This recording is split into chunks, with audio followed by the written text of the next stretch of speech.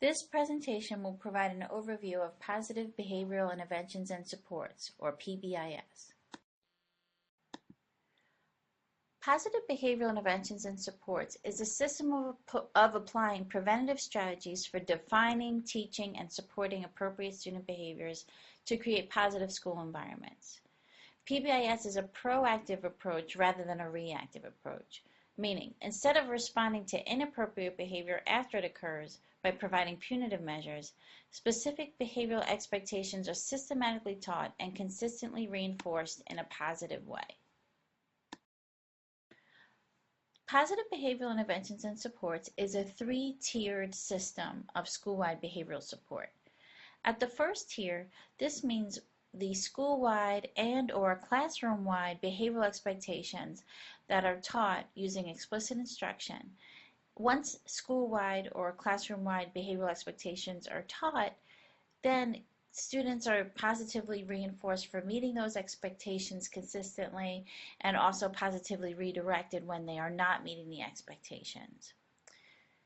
Tier 2 are behavioral interventions for specific groups of children who require additional supports beyond that explicit instruction of expectations paired with positive reinforcement and positive redirection. Tier 3 would be individualized behavioral interventions for students who need intensive levels of support. These students would have continuous problem behavior that does not respond to the interventions at the Tier 1 and Tier 2 level. You can always get much more information on PBIS by visiting www.pbis.org. This graphic shows you what PBIS typically looks like. So Tier 1 is what's listed here as global preventative strategies. And again, that's things like explicitly teaching expectations, providing positive reinforcement for students who meet those expectations, and positively redirecting students who do not. And when you use those types of supports, approximately 80% of students will respond and will not continue to have any behavior problems. Approximately 15% of students will need specialized preventative strategies at the group level, meaning teachers would identify groups of students who need additional supports and provide those behavioral supports, and most of those students would respond to those supports and their behavioral problems will decrease. A very small percentage, typically less than 5% of students, will require intensive individualized behavioral interventions and supports. Here are some examples of Tier 1 interventions. As was stated previously, at the Tier 1 level, teachers would set clear expectations for desired student behavior and provide positive feedback to students meeting those expectations and positive redirection when necessary. Another example of a Tier 1 intervention is to use at least a 6-to-1 ratio of positive to negative statements when interacting with students. Another Tier 1 intervention would be related to keeping students actively engaged during all learning activities. So this would be more of an academic intervention at the Tier 1 level that promotes positive behaviors. And it's also important to ensure that all activities are designed to reach the developmental levels of all students, meaning many times problem behavior exists for students who find the tasks too difficult. And when tasks are too difficult, they may demonstrate problem behaviors. Here are some general suggestions for organizing a classroom that includes students with disabilities. And these are Tier 1 interventions related to classroom organization. So it's important to place furniture in ways so that students understand the environment and their expectations for each section of the classroom. It's important to have a predictable sequence of activities, and oftentimes it helps to use visual schedules that go along with the predictable sequence of activities. Many students require visual instructions for independent activities, such as learning centers or other independent work. And you can also minimize distractions such as loud noises, visual clutter, those kinds of things to help students focus on the tasks at hand. Again, these are all Tier 1 interventions at the classroom organization level. When teaching behavioral expectations, it's important to explicitly teach all behavioral and social expectations, just as you would teach academic skills for students who are learning something new. Classroom rules and routines should be taught through explicit instruction and role play. Explicit instruction means that the teacher would model the expectation, provide guided practice with the students until they demonstrate that they can meet the expectation, and then independent practice where they can demonstrate that expectation and receive immediate feedback. Teachers must also consistently provide positive reinforcement for students who meet the expectations and positive redirection for students not meeting the expectations. It's important to note here that when teachers provide positive reinforcement for students meeting the expectations using that ratio of 6:1 positive to any negative comments, it's not just beneficial for the student who's receiving the positive reinforcement. The other students who are hearing that specific recognition for following the rules will continually be reminded of the rules in the classroom. For example, if a teacher says, "Thank you so much for raising your hand and waiting to be called on," to a specific student, all of the students in the classroom are hearing that expectation and getting the reminder. When developing classroom rules, they should be limited to 3 to 5 positively stated rules, meaning you state what you want the students to do. You do not state what you want them not to do. Rules should be explicitly taught, as was discussed previously in this presentation, and it's important to generate some gestural and/or visual cues that you can use to provide positive redirection when students need it. For example, if you hold up the number 2 and that's your gestural cue to remind students of rule number 2, if a student is breaking rule number 2, you can hold up your finger without saying a word and it could remind a student to follow that expectation without needing any other reminders or reprimands. Classroom routines such as using the bathroom, sharpening a pencil, unpacking in the morning, packing up in the afternoon, turning in work, all need to have explicit procedures taught to students. This can reduce a great deal of behavioral challenges during instructional and non-instructional classroom routines because students will know exactly what is expected and they will be positively reinforced when they meet those expectations. It's important for teachers to recognize what the true definition of positive reinforcement is. Positive reinforcement means that you deliver a consequence immediately following a behavior that's likely to maintain or increase the occurrence of that behavior in the future. This means that things that you think of as punishment can in fact be positive reinforcers. For example, if a teacher yells at a student, this can actually increase the behavior because the student is positively reinforced by that negative attention received. So when you're using positive reinforcement, you need to make sure that you are actually increasing the behaviors that you want to increase. It's also important for teachers to know that all students do not find the same things positively reinforcing. For example, stickers might be reinforcing for one student, but not for another student. While most students do respond positively to positive specific praise, some other students might not respond well to that. Some students will be positively reinforced by earning free time on the computer, although some other students might not find that desirable.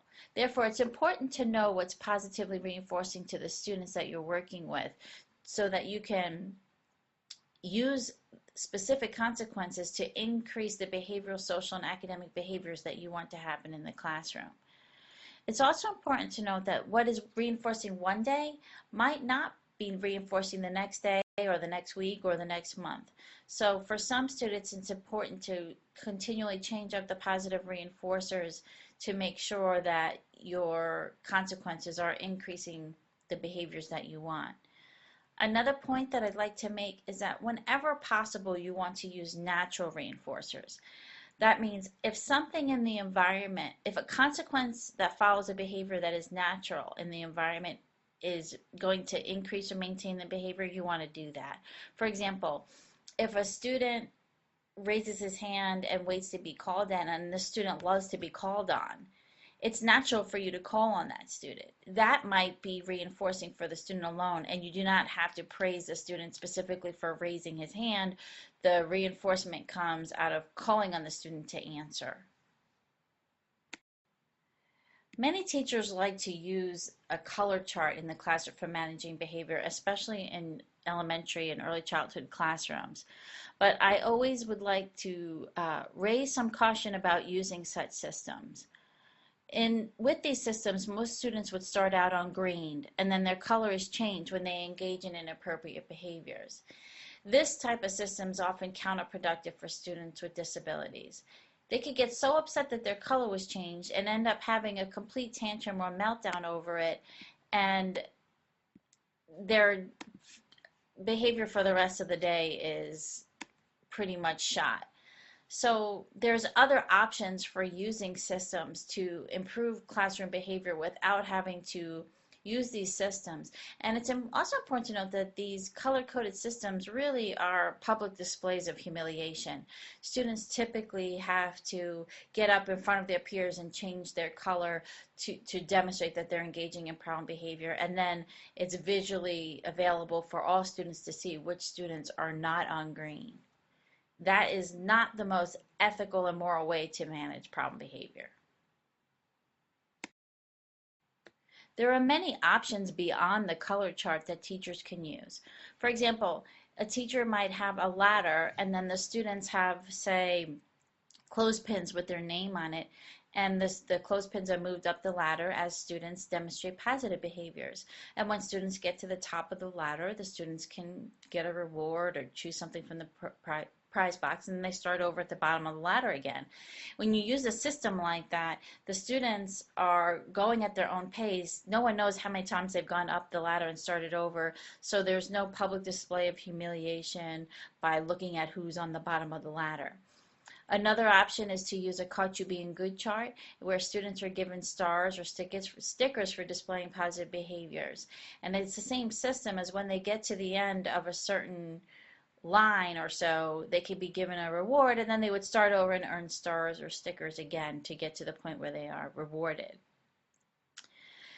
Some teachers use ticket systems, and where students are given tickets for displaying positive behaviors, and they would write their name on the back of the tickets, and then the teachers collect the tickets and can pull from the ticket box to give different rewards throughout the day or throughout the week or at the end of the month, or any of those things. Many think that when using positive behavioral interventions and supports that teachers do not deliver consequences for problem behavior. Well, this is not true. However, consequences need to be used differently than in more traditional classroom management approaches. Consequences should not be punitive in nature. When students display problem behaviors, consequences should be used to get the child or get the students displaying the behaviors that you want. So the best way to use consequences to get the students to behave the way that you want them to is to use a hierarchy of supportive consequences. So for example, the first step might be to use planned ignoring. And planned ignoring means that if a child's engaging in a problem behavior, you would ignore it. You would look for the closest student to that student who's demonstrating the behavior you want, provide specific praise to the student demonstrating the desirable behavior, and then immediately look to the student who is engaging in the problem behavior. And when the student stops the problem behavior and engages in the desirable behavior, you then immediately provide positive reinforcement to the student when he or she demonstrates a desired behavior. That would be the first. That step often works for many students, and you don't need to go further. However, if the student doesn't respond to that, you can use a nonverbal reminder, but using that to positively redirect students to the behavior that you want. So again, it might be holding up a finger to demonstrate a specific rule. It might be holding up a cue card that says a rule. It might be putting your finger to your lips to show the student it's time to be quiet, or any of those things. If the nonverbal reminder is not effective, you can use a verbal reminder, but you should, again, state this positively. The purpose is to get the student to behave in the way you want, not to provide a punitive consequence. So a verbal reminder that's positively stated might be, remember, it's time to read your book. Or, okay, it's time to do your math. I know you're going to do great. I'll be right back to check on you. If that still doesn't get the child demonstrating the behavior you want, you might need to provide assistance. For example, if the student is supposed to be working on a math problem and all of those things didn't work, you might provide assistance and help the student start the problem and then fade out and let the student